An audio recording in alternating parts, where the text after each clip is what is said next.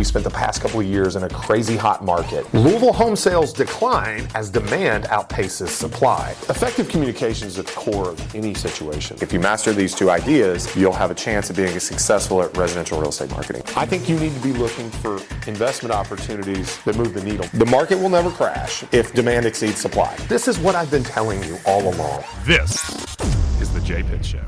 And we're back, folks. Welcome back to the Jay Pitts Show here on Talk Radio 1080. I'm your host, Jay Pitts, here with co-host Ryan Harris, sir. What's up, man? So we were just talking. I guess we've been doing this show about 6 months now. Yeah. And seems odd. I was thinking about this the other day. So, each show takes us about an hour. Mm-hmm. We're going to end up doing 52 in a year. And I was like, man, I'm going to spend more than 2 of my days of this year talking to Jay. Well, it's funny to think of it that way, though. It is. Over 2 days of the year. It is. 52 hours. Just sitting here talking. Yeah. It's pretty wild. I mean, how many, animals will we fight? How many, if this, then that, or would you rathers will we do? I don't know. It's good. It's good times. Yeah. We don't do boring real estate talk the entire time, at least. I think about, do you ever break your year down like that, though? Think about days you spend doing something? Not really. I really don't. I've started doing it more. I can see that. This kind of thing is it's like the thing that occurs to me out of nowhere and it hits me like a ton of bricks, but then it's not an everyday thing. Yeah. I'm too busy to think like that, I think. Yeah. We have some good stuff kind of along those lines for this show, but it's going to be a good show. What's up with you? Anything new? Not really. I mean, we talked about a little bit about my son right before we joined. Your golf game, too. We talked about the golf game a little bit, playing a little more golf. But I think it's interesting. I won't digress too far, but I don't think we need to talk about the story that we were talking about just before. But my 3-year-old he's an eventful child, and I was made aware the other day. I don't know if I've talked about it on the show, but he pulled the fire alarm at after school not long ago. Nice. And it was in the school cafeteria. And it didn't even occur to us. I wasn't there. My wife was there. She was there for a Girl Scouts meeting for my daughter. And he pulled the fire alarm. And I'm just very thankful that it was my wife there with him instead of me, because I would have been far less patient. But we were informed this week also that the school and the new father, we just got a new priest at our church and school. And he informed me that I had been informed indirectly that he watched the videotape, that they apparently have CCTV Did footage. You get to see it? I have not seen it, but apparently my son is famous now, or infamous, depending on how you look at it. Father knows his name firsthand. There we go. He's making a name for himself. Yeah. Let's just say that. I mean, we'll talk about some parenting stuff in this episode here. And got good reason we to. might as well, because we had a video on socials about, I asked you for one piece of parenting advice. You gave it to me, and it has 340,000 views on Instagram Reels right now. Yeah, an insane number of shares. I mean, at 327,000 views at the moment, 12,000 shares, 10,300 likes. Pretty incredible stuff there. It's our first, not yours, but my first taste of virality in that and with those kind of numbers. It's weird. Instagram, it used to be TikTok, seemed like the platform to go viral on. Yeah. And that got maybe 300 views on TikTok, that same exact video, and 340,000 on Instagram. The thing that's interesting to me on this is that it was up about a week. It did a few thousand views, which is a pretty decent number for us. It's not out of the question. We have a lot of videos that do that. And then a week or 10 days in, then it went nuts. And it hasn't stopped. I mean, every time I log into my feed, I have 100 new likes on that one video. So, that's how TikTok used to be. And that's why TikTok was named TikTok. Videos weren't supposed to have a time or a date tied to them, and they could go viral at any moment, not right away. Did not know that. And that's why it's called TikTok. Interesting. Yeah, little fact there. But cool. So Louisville football 2-0. 2-0. It's fun.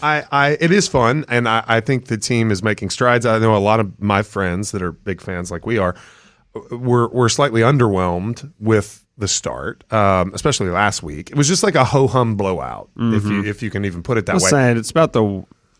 I don't want to say it's. I'll say it's about the worst you could look in a 56-0 win. Exactly. I was fortunate. I won a pool. I bought some chances in a friend's little league fundraiser, right? And I had Louisville on the 6 and Murray on the 0, and I had a $600 payout on that. Oh, wow. Which was nice. I mean, didn't see that coming. I hit the over. It was 55.5. 55.5 and hit the over. Like with one team not scoring. We left at the end of the third quarter and heard the cannon go off as I was walking. I was like, I bet that was it. I was like, I hope they don't go for 2. Like it would have put, which you don't go for 2 up 55-0. So I felt like we were safe. But yeah, no, I'm anxious to see. You've got a good win, in your conference road win to start the season. A good solid Power 5 win there. You win big and shut out a local or a state in-state school. I mean, I think they're okay. We talked about predictions. I still think 8, 9. 9 is home run. 8 could happen, but our strength of schedule is not there. I tell you what made that blowout look better was when UK struggled with EKU. I agree with that. But I guess one more football thing. Aaron Rodgers. That was. Were you watching the game? Yes, I didn't. Excuse me. I didn't see. I was at football practice. I was getting the kids to bed and getting dinner. I didn't see the beginning when he went out. I watched the end, which was an awesome ending.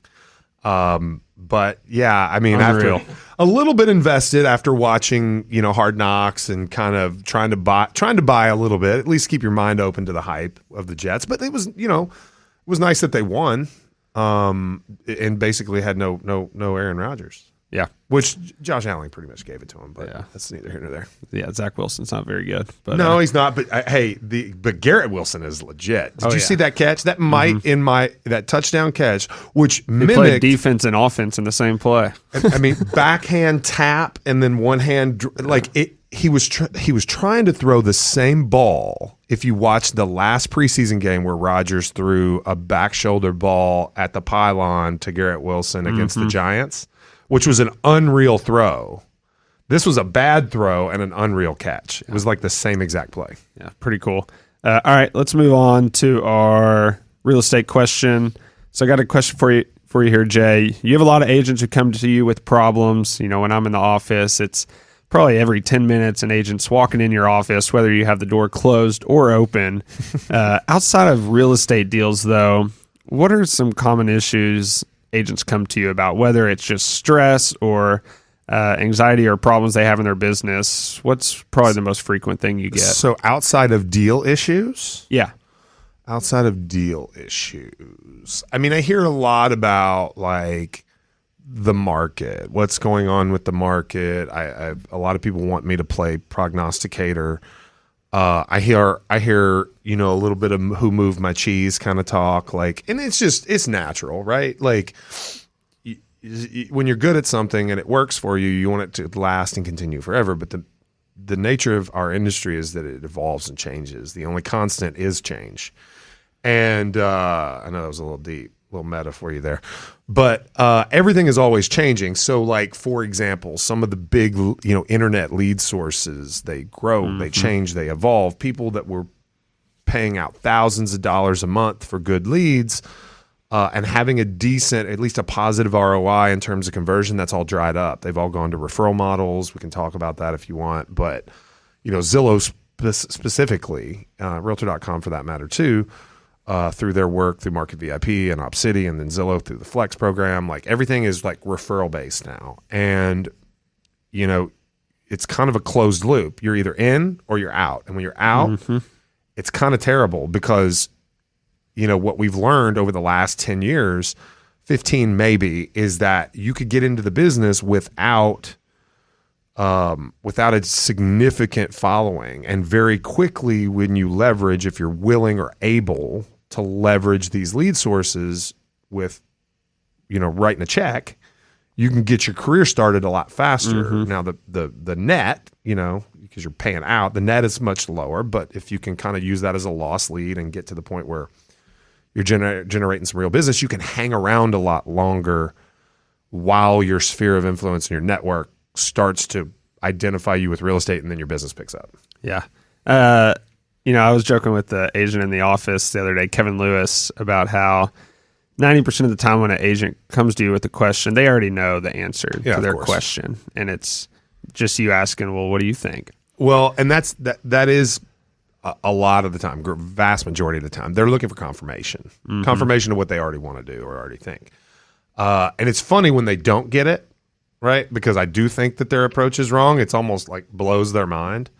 But that's pretty few and far between. I use that same strategy. I've learned, some of those strategies from you, and I had a little deal issue over the last week, and it was with an agent. I just asked the agent, what do you want me to do? That's it. And I've heard you say that, and I believe you learned that from your dad. Oh, of course. And I've used that quite a bit. Like, what do you want me to do? Yeah. What do you expect is going to happen? Yeah.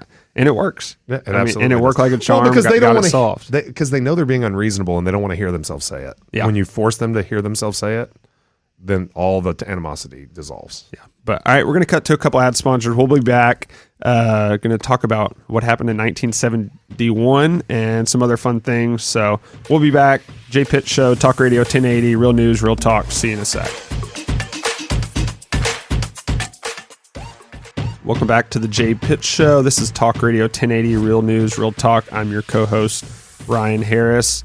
All right, Jay, let's talk a little bit inflation. Haven't been hearing a ton about it, which is a good thing. But inflation, this article calls it inflation quickened in August, which is a very strange way to put it. It just rose. Yeah. It's quickened is a pretty weird way to put it, but it rose to 3.7%. Last month, or in July, it was 3.2%. Reason I wanted to talk about this, I saw a funny analogy. I'll let you talk about it after, but it said, you talk about somebody gaining weight. Okay, say I gained 9 pounds last month, but this month I only gained 3 pounds. Like, it's still not a good thing. Mm-mm. I've never heard it explained that way. I have. I think we've been conditioned to accept the fact that inflation is a necessary thing. And I've begun to doubt that notion, right? Why is it? And we're going to get into that a little bit more with what happened in 1971 here in a minute. But why is it that any amount of inflation is healthy? I don't. Well, it's like where does the 2% number come from? Why is it a flat 2%? Why is it not 1.978724? If it's based off something scientific or mathematical, whatever you want to call it, you can't. Where did 2% come from? I would imagine that there is some number and there's some equation, but they've rounded it off for brevity. But I'm intrigued by this term quickened, right? Because I think we should discuss that. We should unpack that just a little bit more. So, like you said, you're gaining weight at 9 pounds or 3 pounds either way, but the rate at which you are gaining weight is faster when it's 8 than it is at 3. Mm-hmm. So you saw this kind of play on words when inflation was at its peak. And we saw inflation numbers at 9-10% or close to it, I think 9-ish percent. And then the following month it was at 7%. Well, the rate at which we are inflating the currency is falling. Right? So it was slowing at that point. Well, this quickened. It's all up. Like inflation is up. Your dollar is worth less tomorrow than it was today, period. So I think this is a play on words. I'll tell you something else that's quite interesting. Okay. I shared with myself, and I'm probably going to do a video on it. I'm a fan of Steve Harney, right? Mm-hmm. The Keeping Current Matters founder. Yep. And CEO.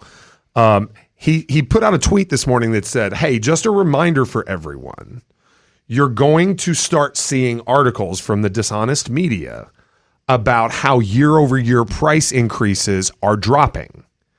Don't fall for it. These are vague word choice. We're going into typical seasonality, And every single year, price appreciation slows in the fall. Every single year. But you're not going to hear that. You're going to hear year over year price appreciation drops 42%. 42% is the difference between 2.6 and 1.4. Yep. Right? And you just need to understand, and I know that math doesn't check, so if you got your calculator out at home, just follow me on the generalized point here. Yeah. Don't fall for it. That's what quickened versus slowed really means in this case. Yeah, this article is funny. It says, when stripping out higher fuel and food costs, however, the gauge increased an annual 4.3%, slower than 4.7% in the prior month. Hello, we all have to get places, we all have to eat. Yeah. You're going to take fuel and food out of the inflation? Well, the best part is that fuel and food were included in that number last month. So why do we get to take it out this month? Pick and choose. So stupid. Anyway, moving on. All right. Saw this real quick.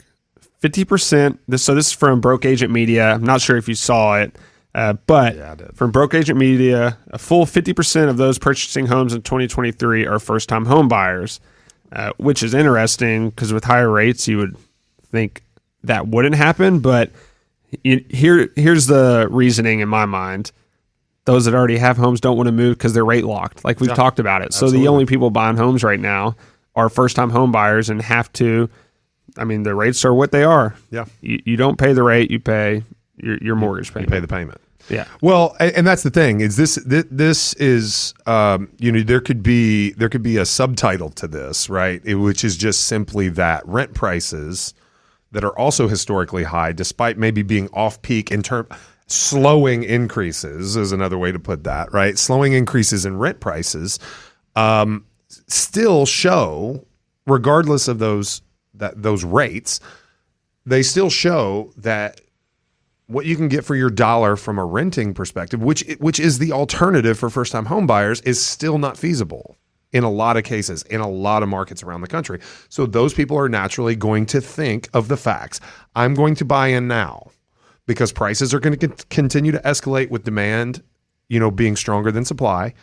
And I'm going to endure the rates now until rates come down. The prices are not going to come down. The prices are certainly less fluid than rates. If they were to come down, it would be momentary. You're got a better chance of seeing rates below where they are now than seeing price decreases in the future. Yeah. Would you say that 50% number stands pretty true with your real estate team? I would agree. Yeah, I would agree. And I think it's part of the reason why it's manifesting already. And it's part of the reason why we're having greater success than most, because we trend on the younger side in terms of age of our agents than the typical real estate agent, which is 57, 58 years old. Do you know what it is for the team? I don't, because I don't ask people their age. I just know they're younger than 57 or 58. Good answer. I'm sure we do have that somewhere. We get their birthdays and send them a birthday card and what have you. But I'm sure that information is somewhere, but I don't know exactly. I would say we're in the 30s, in the young 30s, probably on average. And you tend to buy and sell. That's great. Yeah, you tend to buy and sell homes with and for people that are like you and around your own age. So we trend on the buy side. We trend on first-time buyers. We trend on first-time sellers. And those are the people still transacting, which is why we're doing better than a lot of other real estate agents. Yeah. What's so great about first-time home buyers and helping them? It's a chance to win a client for a lifetime. Absolutely. And I'm sure you're stressing that to your team, but it really is. You get these leads, and it's a chance to win them for forever. Well, they don't have the established relationships. We do a lot of internet generation business. We have great profiles online. We pay attention. We curate those things. We do a good job for them, and they're going to transact 4 to 5 times in their lifetime. If we get them on the first, then that's 4 to 5 additional opportunities for business in the future. Yeah. Yep. Okay, cool. All right, let's get to 1971. Yeah.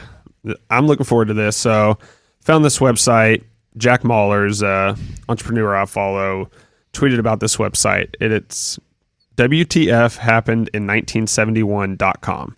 Yeah. And it's a bunch of charts of various things in the economy or culture in the world and how they changed after 1971. So Jay, can you explain what happened in 1971 first? The very first thing, which and I know you've got a specific chart that you want to go to, but the original. Okay, I'm going to go back to the text where you sent, or the DM where you sent this to me originally, because the thumbnail right? The thumbnail itself on the post is you posted it on your stories. Yeah, Instagram story. Okay, so it is the difference in productivity versus compensation. Mm-hmm. Okay, that's a wild chart. And I'm sure Hannah will get this done. Marcy's over here filming for us today, so Hannah will chop this up, and I'm sure this will make its way to our social media. So at some point we'll show you this graph. But essentially, there is like a fork, right, where productivity has increased 246% since 1971, and compensation has only increased 115%. So immediately looking at just that thumbnail, the one that you shared, I immediately knew that was the time at which the United States went away from the gold standard in the currency. Okay, we went to a non-backed currency. Okay, at the whim of the federal government and the Fed chair and the Federal Reserve, and essentially the incentive, okay, to balance budgets went away. The ability, based on the United States having the world reserve currency, to inflate our currency, okay, to essentially spend and tax and spend, became the trend in government, and that's when our deficit, which I'm sure is one of these charts. I mean, there's a ton on. There's 100 charts on this website. The deficit is going to be a crazy one if it's in here somewhere. But I think the one you wanted to talk about was like what people valued. Yeah. So why don't you touch on that a little bit? Yeah, this one right here. It's percentage rating these objectives to be essential or very important. And there's two of them I want to talk about. So being very well off financially versus developing a meaningful philosophy of life. So in 1970, about 36% of people found being very well off financially as very important. Yeah. And then in 1970, about 80% found developing a meaningful philosophy of life to be the most important. So you got 80% versus 36%. Now it's completely switched. Being very well off financially is more than 80% important to those people versus about 45% developing a meaningful philosophy of life. I think that says a lot. We'll talk about it in a sec. We're going to cut to a break, leaving you on a cliffhanger. Jay Pitt Show, Talk Radio 1080, Real News, Real Talk. See you in a sec.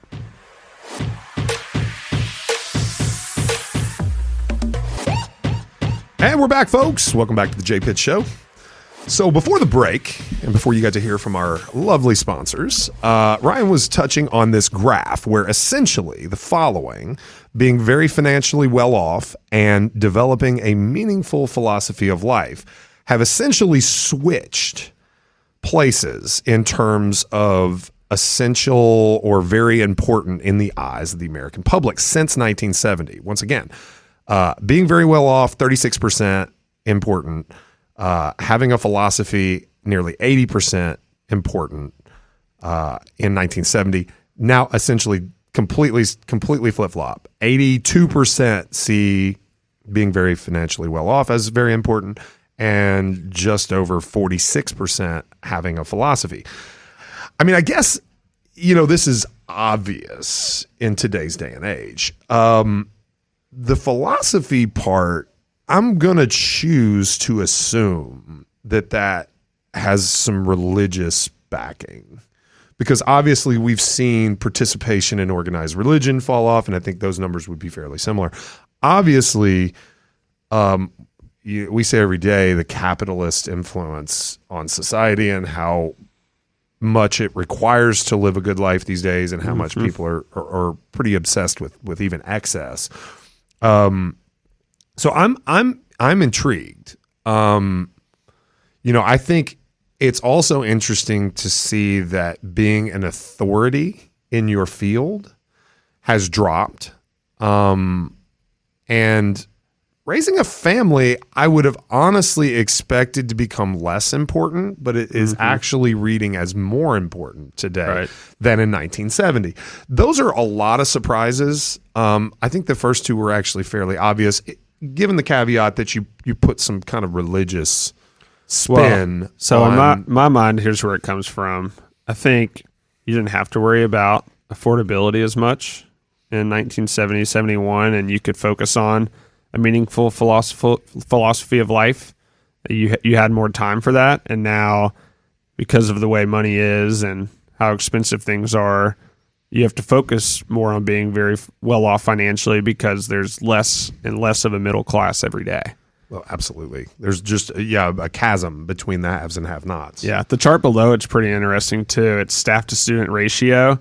So there's way more staff now per student, but our reading scores, math scores, and science scores have stayed absolutely even since 1970. So more staff does not equate to better scores. Correct. At all. Yeah. That's interesting. There's a number of these that are Incarceration rate of inmates since 1970. This one a few down. Has absolutely, it was flat from 1925 to 1970. And the incarceration rate, as soon as we went off the gold standard, absolutely skyrocketed. Well, and it started right when? Right when. Is there a more significant uptake after 1984? Because you hear about the crime bill, and actually in 84 there's a big uptick, because that crime bill that you hear famously passed around, I think in 84, is probably a big that was, and then the war on drugs in the 80s, and which obviously some of that's getting kind of somewhat rolled back now, or at least it's in process. But interesting stuff, man. One more chart. Share of young adults living with parents rises to levels not seen since the Great Depression era. So in 1970, 31% were living at home. Now it's 52%, and that was 2020. So I'm sure it's even more now. I guarantee. Great website, very interesting. Highly suggest you go check it out. And that is WTF happened in 1971.com. Yeah, very interesting. Saw that, wanted to talk about it, but let's move on. So I saw a guy ask this question on social media, Jay, and I'll ask you. Okay. It's a little bit of a parenting one. It says, so I'll just ask a question and you answer. Okay. Will our kids from this generation look at us from this generation and be like, Mom and Dad, didn't you know that TikTok and social media was so bad for you? Why'd you do it? And we're just like, everyone was doing it. We didn't know how bad it was on our mental health. The same way we look at our parents right now and be like, didn't you know smoking cigarettes was bad? Yeah, I don't know. I really don't. I'm going to say no. I don't think so either. I'm going to say no because I think we have only begun to understand the addictive nature of technology, of screens, of virality, of the social contagion that can result as of these types of things. I mean, I'll just say that I'll observe my children; their behavior is more addictive than I think mine ever has been. But we set very clear boundaries, and I'm having very real conversations with my 11-year-old. Are you familiar with the term iPad kid? Oh yeah, Marcy, do you know? Have you heard? You have to watch something every time you eat, or no? Actually not. Okay, but this, I think that's what we would think. But I'm talking about in young people, and this may be just a new thing. So my son made me aware of this the other day. So apparently, in his age, an iPad kid is a kid that doesn't have a phone yet. Okay. You're not allowed to have a phone. It's like a knock. It's like an insult that they throw at one another. Say, yeah, whatever, you're just an iPad kid. So it's a kid that has an iPad, doesn't have a phone, so you can't send them a text or you can't do things because they don't have a phone that they have access to at all times, and they literally make fun of one another by calling each other an iPad kid. Because not that you don't have an iPad, that you do have an iPad is crazy. Because all the kids that have phones don't have iPads. That's crazy. Now he's a 5th grader. Yeah. Right? So he's kind of on the cusp of the years where I'll probably want him to have a phone. But I'm having these conversations already, about being left out, about being characterized by these things by his peers. Mm-hmm. It's already happening, man. I'm telling you. So I don't think they're going to think, and now maybe his kids will, right? Maybe it's one more generation that we need to be removed before this starts realizing. But I'm going to tell you this too, though. The smoking thing, I think everyone knew was bad for you. The diet is the one they didn't know. Yeah. Our parents' generation didn't understand food Yeah. at all. That like classic pyramid. Well, we talk about a good meal. The way growing up, the things I would hear from adults was we had a great meal. Yeah. Well, the great meal was like 2,500 calories, and like, I mean, whole milk and like, brown gravy, and like that's a good meal. Yeah. Well, so one thing on this, when I hear something like this, I first think, okay, how are cigarettes and social media different? Well, they're different in almost every single way, other than they're both addictive.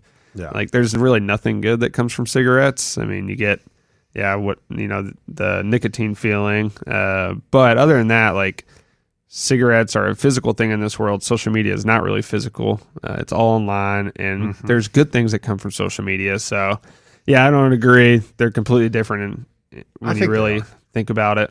I really do. I mean, there are negative consequences to social media and tech use. But yeah, you were talking about iPad kid, though, what it actually means. So that was the next question I had for you.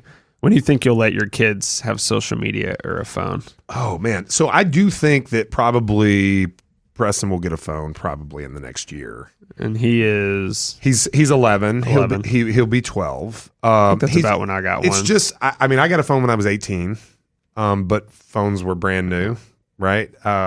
They didn't do the things that they do now. What was your first phone? I had a Nokia, like the little, I don't even remember the number, but Marcy, you probably remember this. It was like the little like narrow brick with the little stubby antenna, like. Yeah, that had the like interchangeable. Mine was a colored Razr. Phone cases. You had a Just Motorola old beat Razr. up Razr, and I remember when Jen had a Razr just prior to getting a BlackBerry. She got a BlackBerry, and then I kept telling her that she needed to get an iPhone, and she was very resistant. That'll tell you something. She actually had the thought that like I don't want to be on it all the time. That was a notion that she had. She didn't want a smartphone. I think some people are going back to that now. Well, I mean, I was actually going to mention this when you talk about things not being healthy. It's a big trend to cut out alcohol entirely amongst Gen Z and young millennials. It's like trendy now. There's non-alcoholic liquor and beer companies popping up everywhere, and it's outrageous. The prices are outrageous, and people pay it. I've had a few. Athletic Brewing's one. They make a good IPA. I was dry January, and we had our company party, and I wasn't quite ready to let it go. Yeah. For whatever reason, just didn't feel it, and so I had a couple of those, and it was fine. It almost made you feel at a party. It almost made you feel like you were still. I get that. You were still partaking. The thing about it though is, you get the calories from it. You definitely do, and that's If I'm not drinking, I don't think I'm going to waste any calories on a non-alcoholic beer. I get that, but like at a company party, you don't want to be standing around, Now, maybe some people do. Maybe some people don't have a problem. Fair. Okay, let's see here. The fear of judgment. I want to talk about this real quick. We don't have much time, though. Well, real quick, let's do this. I didn't answer this part. Okay. It's going to be a long time before I let them have social media. Even when he has a phone, there will be no social media. Well, so the reason I asked that, I saw Matthew McConaughey is finally letting his son have social media. He's 15 years old. Okay. So it's all these parents talking on social media right now about when they think they'll let the kid have social media. That's quite interesting. I view that as more dangerous than the phone itself. So anyway, that's all the time we got for this segment, folks. We'll be back right after a couple of sponsors here on the J Pitts Show on Talk Radio 1080. We'll see you in a minute.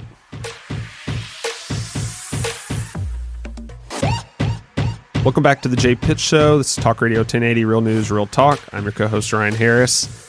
Jay, before we started this show today, you were telling me about this trend going around social media. I don't even think it's right to say TikTok trends anymore, do you? No, because the same trends are on Reels. Right. And you end up seeing a lot of these on Twitter as well. Yeah. And who knows? Well, it's not X. I still call it Twitter. I think I'm always going to call it Twitter. I think everybody will.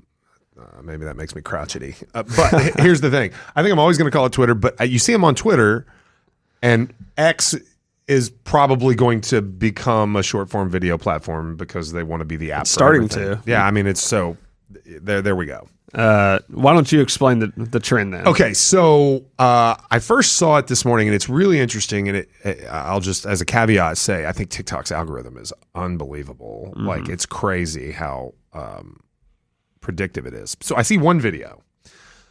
It says something about the Roman Empire, and I'm like, okay, whatever. I think I probably listened to 7 or 8 seconds before I moved on. Didn't really interest me. And then within the next, 10 minutes, I saw 3 more videos about the Roman Empire. And I'm like, what's this about? And I have a fair amount of interest. I'll say this may be burying the lead. I have a fair amount of interest in the Roman Empire. Love the movie Gladiator. To say, like, the movie gets quoted a little bit from time to time in my life. But digress. It is a TikTok trend now for women to ask the men in their lives how often they consider the Roman Empire. How often do they think of it? Right. And the results are seemingly unanimous when you're watching these videos. I find it hard to believe that they actually are. But they're seemingly unanimous in the men in their lives, the people making these videos, say that it's near, if not daily, or even some of them multiple times per day, which, again, I find hard to believe. So somebody asked me the question, okay, as I brought up this trend. We were at the office. We were kind of talking about it on the way over here. It's not daily. It's not anywhere near daily. Mm-hmm. I can tell you exactly what my answer would be. I'd be hard-pressed to say weekly, but my answer is probably more than it should be. Yeah. I probably consider it. And it's the funniest thing, because when I watched a number of these videos once I realized it was a trend. And in the videos where the women would put the man on camera and say, well, what is it that you think? Why do you think of it? And they start to explain it. The men would say the exact things that I would say. It's the technology. It's the architecture. It's the societal influence. It's the aqueducts and the Colosseum and the legal and penal system, and like all those things that I feel like probably these are the things that this blows women's mind, because they don't think like that, or they don't find it as interesting. My answer would be, I would say, I don't know, every now and then. Every now and then. like it's probably not for that reason, though. It's just I probably watch some sort of movie every month or so about the Roman Empire. I just watched The Eagle, which I'd never seen before. There you go. Which, not a great movie, but... Well, I mean, so I find it interesting. There was a few takeoffs, and one interesting. I'm curious to get your answer on this, because I thought these questions were very stereotypically male in the answers.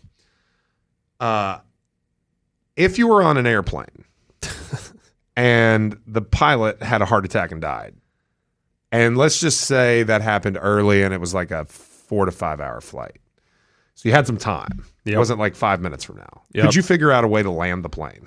So I think I'm a good listener and I follow directions well. So if I had enough time and had somebody walking me through it, I want to believe I could figure it out in a way that I wouldn't die. Like, maybe it wouldn't be a perfect landing, maybe the wheels would break, but I think I want to say that. Now, that's a yes. I want to say, Marcy, that's a yes. The hard part about this is I don't like devaluing other people's professions that they go to school for. I follow you. Nobody said it was going to be perfect. Yeah, but nobody said you were going to land it as well as the pilot. Because I think I'm a good listener and follow directions well. You get on the radio and you're talking to air traffic control, and they're saying, hit this flaps to 2 notches and, turn the wheel 10 degrees. I mean, like, that's what I'm saying. I feel like somebody could give me an internet connection and I could, in 4 hours, find a website that says how to land a 747, and I could keep us alive. Yeah. Now, I'll say, I think the majority of the male population are not good listeners and don't follow directions well. But they think so they while are. all of them will say they could, most of the male population couldn't. I actually think the female population would land planes at a better rate than a male without experience. Interesting. Clip that. Boom. I don't know that I agree, but okay, we'll go there. All right, what about this? Last one real quick. We're going to go rapid fire. If you were stranded in the woods with a bear with no prospects for being rescued, and you had to befriend the bear to stay alive, What does befriend mean? I mean, have him not kill you. Convince him not to kill you. Do something. Take some sort of action that would make the bear not want to kill you. In Season or something? Is that movie? I have no idea. No, I mean, I couldn't do that. Okay, I'm dead. Right. I think most men would say yes. Yeah. I kind of think I could. I don't know. How are you going to friend a bear? All right, let's move on. All right, let's do our NFL picks. So we're doing this new thing. We did it last week. Yeah, picking one cover and one over under on the NFL games. I went 1-1. You went 0-2. We're 1-3 as a show. Not a great start, but we're going to do it again this week. Yeah. So I am taking the Eagles, Vikings. I'm taking the over 48.5, and I'm taking the Packers to cover the Falcons at +1.5. Jay, you're Packers. taking. I'm gonna take the Bengals to cover. Yeah, you're taking the Bengals to cover over the Ravens. My son will hate me for it because he's the biggest Lamar Jackson fan ever. But I think Burrow's got to get off the schneid this week, signing a $275 million contract, and his best players putting their foot in their mouth. Jay and I both took that game, the Bengals to cover last week, and that didn't turn out well. Yeah, no, it absolutely didn't. And I think I'm going to take. Let's go the Buffalo LA under 47. Yep. I feel like I don't know. Buffalo had a horrendous performance, or at least Josh Allen. He'll want to come back. I think the Buffalo will probably win that game, but LA, the Raiders are not that impressive either. So, all right, under 47. Cool. We'll see how we do this week. I did bet both last week. Okay. I'm going to do that every week. Okay. I'm going to do $20 on each game. Interesting. So we'll see how it come out at the end of the year. Unfortunately, when you go 1-1, you usually lose money. So hopefully I can go 2-0 this week. Yeah. But all right, let's end it with one more question. Jay, would you rather never get tired or never get sick? Never get tired. Explain. Man, I'm about to be 42, so like I know what tired feels like. I feel like I'm in decent shape. I hate that word, but I think I'm in decent shape. You are. I work out pretty hard, but I'm still tired. I'm tired some days, like coaching football and coaching baseball and working out, trying to play golf every once in a while, and getting up early. And yeah, man, 9, 10 o'clock at night, I'm beat, and so.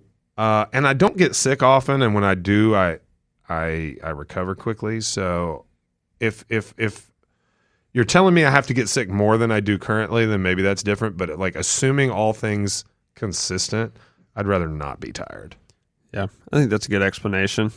So for me, I am tired right now because I have a new baby. We've talked about that. Getting decent sleep now, though.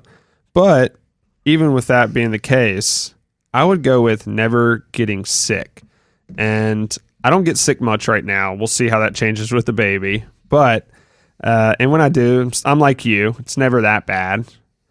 But you never know when random, really sick things can pop up. Cancer, really anything. I guess I didn't take that as like disease. Mm-hmm. I took it as illness. Yeah.